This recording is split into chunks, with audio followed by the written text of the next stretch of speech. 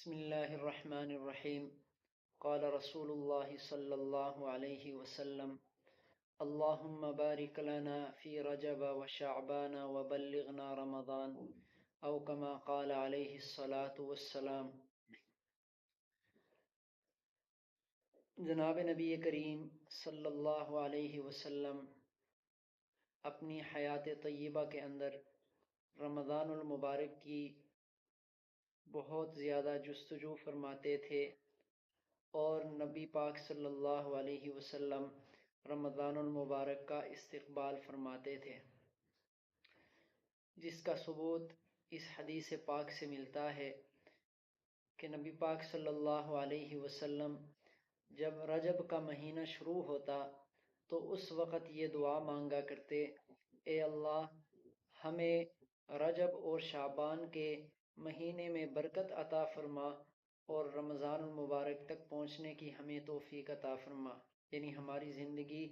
اتنی لمبی فرما، بابرکت فرما کہ ہم رمضان المبارک اور اس کی سعادتوں کو حاصل کر سکیں۔ اس حوالے سے شعبان المعظم کے مہینے میں بھی نبی پاک صلی اللہ علیہ وسلم رمضان کی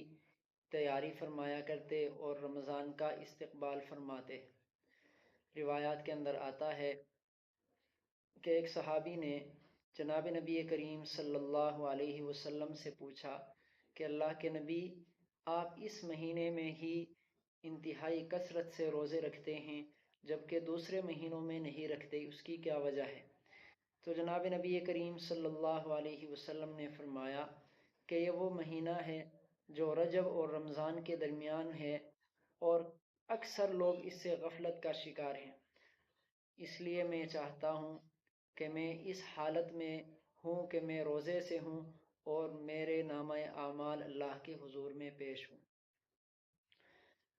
تو شریعت کا مطالعہ کرنے سے ہمیں اس مہینے کے حوالے سے چند باتیں ملتی ہیں جن پر عمل کرنا ہر مسلمان کے لیے ضروری ہے۔ پہلی بات تو یہ ہے کہ چونکہ یہ شعبان کا مہینہ یہ ایک معظم مہینہ ہے، اس لیے اس مہینے میں تمام مسلمان گناہوں سے احتراز کریں۔ اور دوسری بات یہ ہے کہ نبی پاک صلی اللہ علیہ وسلم اس ماہ مبارک میں کثرت سے روزے رکھتے تھے، تو ہم بھی کثرت سے روزہ رکھا کریں۔ اور تیسری بات، جناب نبی کریم صلی اللہ علیہ وسلم اس مہینے کے آخر میں